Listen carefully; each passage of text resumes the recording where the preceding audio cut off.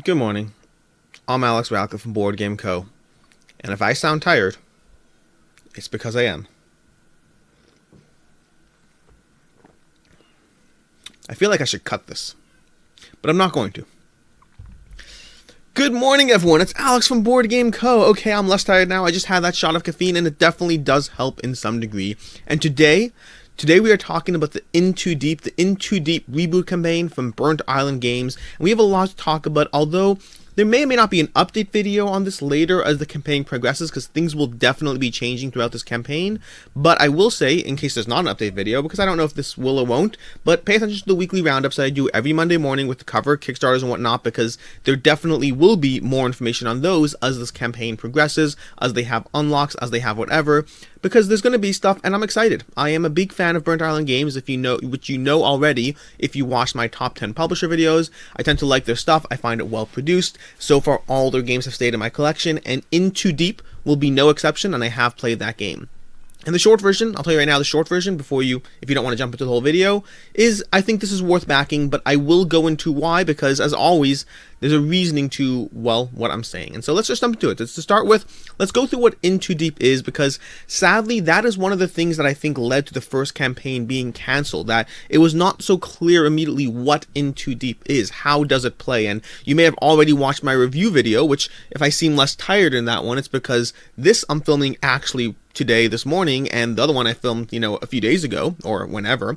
But either way, In Too Deep, the review video, whatever, if you skip that, or if you just want a quick overview, the basic idea is this is a hard game that is to fully understand what is going on in this game from, here's a how to play. I personally did not get a good feel for what the game was like until I played a few rounds, and to that end, I'm focusing, and I did this in my review as well, I'm focusing on what I think are the main takeaways from this game, because there's a lot of thematic tie-ins to the game that you're hooking into these different criminals, and you're using them to accomplish certain objectives and to trigger the storylines, and then you'll upgrade in those criminals and different things, and all that stuff is kind of meaningless to me.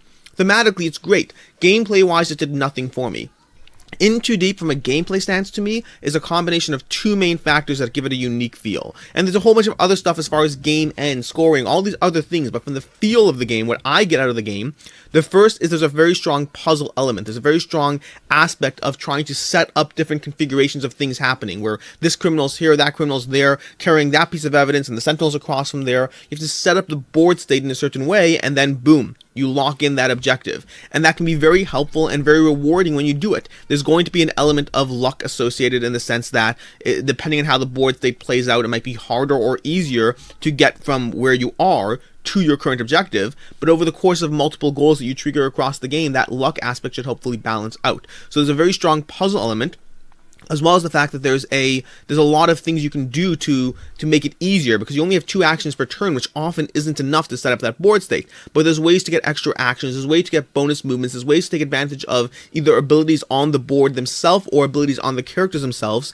in order to set up that board state that you need. And so it is to a large extent a logic puzzle of seeing all the pieces on the table and figuring out which sequence or order there is in order to set up that logic puzzle.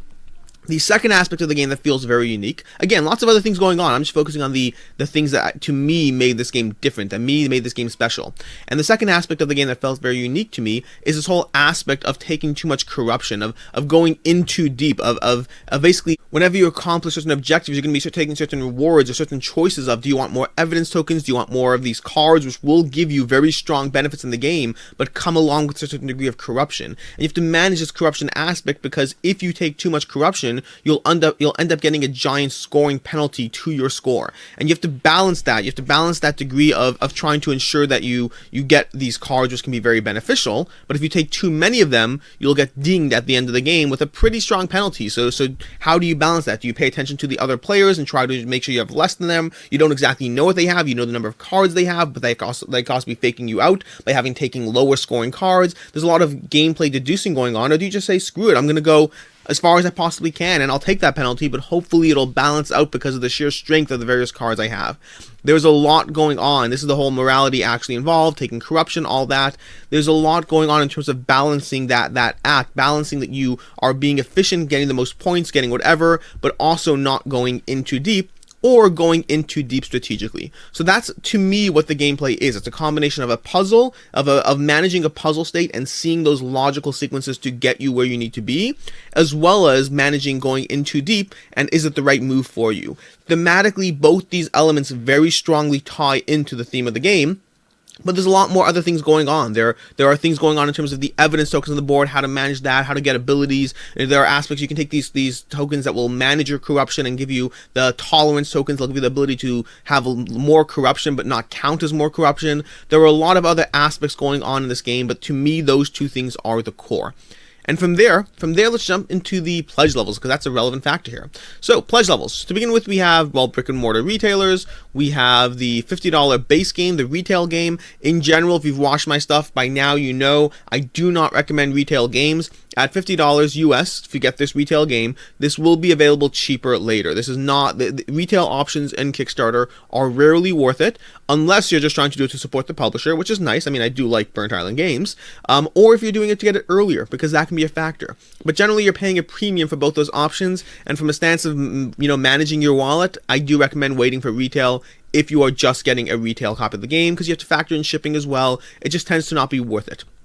But if you want to get the $60, here we go, the $60 for an extra $10, you get the Kickstarter version, which is really just, we have 31 backers on the retail so far and 765 backers on the Kickstarter, which makes sense because the Kickstarter copy is only an extra $10 US, and you're getting a significantly, I don't want to say better because people like standees, but you're getting different components. And so let's jump into what you're getting for those different pledge levels. And so you are getting, here you go, retail edition.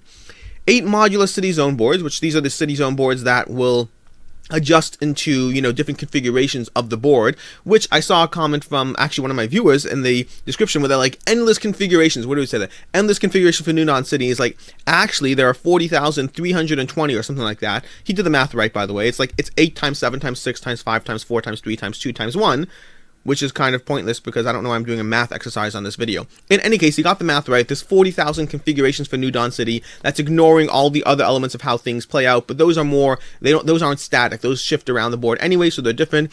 But 40,000 configurations for New Dawn City, that you should take you at least a few weeks to knock that out before you feel bored with the game.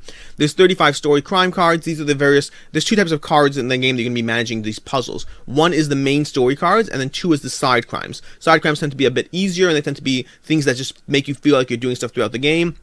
Versus the story crime cards are the bigger rewards, but they're harder to actually achieve that game state. We have 30 boost tokens. These are certain rewards that will help you achieve the state. As you unlock these rewards, you'll get benefits that you can, well, some of them will, there's different kinds of benefits. Some of them will be managing your corruption. Some of them will give you extra hooks. Some of them will give you extra movements or swapping tokens around the board in a way that helps you achieve your puzzles. We have a syndicate board, which is basically where we keep track of the evidence tokens and which evidence tokens are being managed, which ones are going face down, which ones are going into your hand for scoring multipliers. Again, all these other rules I'm not touching upon. We have an evidence board, which is, well, where the evidence tokens actually lie, as well as where these reward tokens lie. The 4 player mats, the standees, hook tags, and the standees are relevant because that's one of the retail differences. The sentinel pawn, grip disc, dilemma cards, evidence tokens, assignment tokens, item piles. These item piles are, well, these item tokens. A lot of things have been upgraded or changed since the first Kickstarter, and one of those things are these tokens, the art design of many of these tokens. We have the tolerance tokens, which they also changed the design of, but these let you take more corruption, but also not get penalized for it. It's, basically getting used to it. That's what it is. You're getting used to it. Tolerance. We have heat markers. These are tokens that go on the various city spots, which as you activate different locations, it transfers heat to that location. Very thematic. It means you can't continuously activate the same location because, the cops or whoever are paying attention to that. We have the intel chips, contribution queues, blockades, and chapter marker. And then, of course, we have a solo mode. But, well, I don't know why I said of course. We have a solo mode, which is awesome because I think solo modes are very helpful for those who want to play it. For me, I have not given the solo mode here a shot, so I can't comment on that. And then for $10 more, what do we get? We get the Kickstarter edition, which I recommend getting. The silver foil box lid, which is, nice. I'll take it. I don't mind. It's certainly not what I'm, care about that much. We have 6 miniatures instead of standees. That is a big upgrade, and that's only $10 for 6 miniatures. We have 6 custom bases. These will be what the miniatures clip into, and more than that, we have the way these tokens will clip into the base, which is something that I should have actually thought of as, when I did my review, I should have thought of it as a con, that, oh no, you can't clip on these tokens, you have to move them around. It's a little bit annoying, but in reality, it's not actually that annoying. It's just that this is so much better compared to what I was doing, that now the old way feels annoying. But it was fine. I didn't even think of it as a con, but nonetheless, these are where you can put these tokens that these criminals are going to be carrying around. You can slide it into the base, which is awesome. We have a Sentinel miniature, so I guess it's 7 miniatures, although it's going to be going up because stretch goals. Then we have well, before we get to this, so those are the 2 pledge levels. That's the basic idea of what you're getting extra in the deluxe version is you're getting the shiny box lid, the 6 criminal miniatures, the standees, and the Sentinel token. That's what you're getting extra for $10, which to me is worth it. It certainly feels like it'll invest me into the game a lot more. To you, that's a decision for you to make. Other things worth covering before we get into the should you back it and all that logic. So we have timed reveals. Keep in mind, get your expectations in line. There is no guarantee what these timed reveals are. They might be freebies for the game. They might be optional buys. Whenever, in the past, because I've set expectations based on my own assumptions, I have gotten better at, well, not doing that. And right now, all we know is that these are timed reveals. And when I say all we know, I'll give a disclaimer. If someone in the comments has asked them, I don't read every single comment when I do these videos. So I may have missed a comment that they actually answered what these are, but I did not see it. So, well, either way, unless you know otherwise, these timed reveals could be anything. I'm excited either way, whether it's an optional buy or whether it's something extra for the game. Either way, I'm excited, but we'll find out there. Stretch goals, we have funded, which is nice. We have 56,000, so we're $6,000 away from the Ghost, which is going to be a new criminal with all their associated tokens. That's great. I like having that variability for the game. I don't actually know how it functions in the game, whether a new criminal swaps out an old criminal or whether it's addition to. I kind of hope it swaps out because I don't want it to get overwhelming, but either way, the new criminal does look cool and definitely has some interesting abilities. Like, so for instance, this won't necessarily mean much to you, but this criminal is always considered to be alone, which for the purposes of certain puzzles, you might have things that say, have your criminal alone in this area with that token. And the Ghost is always alone. So again, it adds that element of you're constantly trying to see the puzzle on the table and the most efficient way to accomplish that puzzle, which I really enjoyed about this game. We have grip art at 100,000 or 75,000 in the US. We add art to all the tokens, which I think is super awesome. I'm very excited about that because, well, I want those tokens to look better. Then we have gaming accessories. These are actually pretty cool, and it's one of the it's one of the rare times that I might be getting a gaming accessory, not because for this game alone, but rather I like the curved nature of these trays. Of course, I'm paranoid about bending the cards, but it probably shouldn't to this degree of curvature it has. But in general, I find that these stands that games have, because of the way I play games and other players, I want a little bit of curvature, which is nice, and I think I will probably be getting a set of these to use for both Into Deep as well as other games, and they talk about it. It's obviously created for Into Deep, but could be incredibly useful for all sorts of games. Then, from there, we did the how to play. How to play, we already covered to a degree. I'm focusing on the higher level because this is my own personal bias. I didn't find the how to plays in the original campaign or whatnot to really guide me what the feel of the game was, versus I'm focusing on what I got out, but then again, I may be just transferring my own personal bias onto you. You're welcome. In any case, where are we? Anything else here important? Okay, we have shipping costs. Shipping costs are, where are we? Shipping cost, where was it? I saw it over here somewhere. I can't find the shipping. Here we go. Okay. We have USA, $13 US shipping cost, and you can see up from 13, 14, 16, 23, all the way up to $60 for shipping cost. So take that into account in terms of wherever you are. So, where does that leave us? Where does it leave us? Should you back this? Should you not? Why or why not? Now, to begin with, quick summary from my review in case you didn't watch it. I really enjoyed this game. I 100% plan on owning it, adding it to my collection, because it does something different, and that's something I've generally liked about Burnt Island games, where their games do something different. From Endeavor, which was a reprint, to In the Hall of the Mountain King, to now this, they always manage to feel different in the execution of the gameplay, such that I have a hard time comparing it to something else in my collection and saying, well, I'd rather just play that. I don't know what I'd rather play. And the Hall of the Mountain King is this unique polyomino aspect of card cascading and polyomino building towards the center. Nothing I have is remotely like it. Endeavor is probably the most comparable. It has that most typical Euro feel, but it's still a fairly unique game in the placement aspects and the constant managing of the board state and then trying to up on these tracks. Again, the most comparable to other Euros or other games, but still manages to be very different. And Into Deep, I can't compare it to anything except for In my review, I compared it briefly to Cryptid. I mentioned it has a similarity because of that puzzle feel, but very, very different in the actual execution and implementation. And for me, Into Deep is a game that I want. Now, as far as you, should you back it, should you not, or why not, all that? Because as you know, my personal enjoyment of a game has nothing to do whether it's a good buy or back or not on Kickstarter. Whether you should just wait for retail, whether it'll be cheaper later. And here, I think it's pretty easy to say that it will be a good buy that holds its value. And there's a lot of relevance to that, but let's start with the baseline, and then I'll challenge that baseline and go into where I ended up and why. So the baseline here is in the Hall of the Mountain King, which in the Hall of the Mountain King was a $67 US pledge level to get the deluxe game and whatnot, and that would be $67 US. And you can see over here sales of that game when it first came out on Board Game Geek Marketplace, ranging from 100, 128, 99, 105, 99, and I've clicked through these. These are all the deluxe edition of the game, all being sold for in the $100 range. Some, like over here, we have a cheap one for $84, and this is costing you $67, obviously plus shipping. So you can see people are getting their money back and then some on this deluxe edition of the game. People were excited about the Hall of the Mountain King. People got in the Hall of the Mountain King, and it held its value, which means, and this is where we get to the counterpoint. Congratulations, and the Hall of the Mountain King did well. Endeavor also did well, by the way, but that one I'm specifically not comparing to because that was a reprint of an existing property, which means a higher degree of hype and exclusivity and out of stock. And I've been trying to get this game associated. In the Hall of the Mountain King is a fairer comparison. But maybe in the Hall of the Mountain King is a better game. Maybe Into Deep will not hold up. And to that, I have two things. One, same thing as usual. You got to pay attention to the first few months of a project. Just because a game comes out does not mean it's a good game. It means that right now people want it. So always look to try a game and sell it sooner rather than later. That's number one in general, because the market wants the game right away because everyone's hyped up and they see their friends' pictures. If you wait too long, maybe people just get less excited. That being said, obviously I'm biased because I've enjoyed Into Deep. Everyone I know who's played it has enjoyed Into Deep. I have yet to hear someone who's played it. I'm sure they exist. I have yet to hear someone who's played it who was like, no, didn't like it. Usually Into Deep, the hardest selling point so far has been that initial hype versus the actual execution and enjoyment. I think in comparison and contrast within the Hall of the Mountain King, which had a nice polyomino, more typical theme to it, which I think sells better, frankly. I think Into Deep has more of a unique theme and unique gameplay feel, but that means it'll trend upwards instead of trending stable or downwards. Secondly is let's look at interest level, because basic interest level is a factor. If the Hall of Mountain King did phenomenally well, will Into Deep do as well in their case? And to that, we go to KickTrack. KickTrack, if you look at in the Hall of the Mountain King and their daily data, they had 672 people who backed it on day one. That was the interest level of in the Hall of the Mountain King.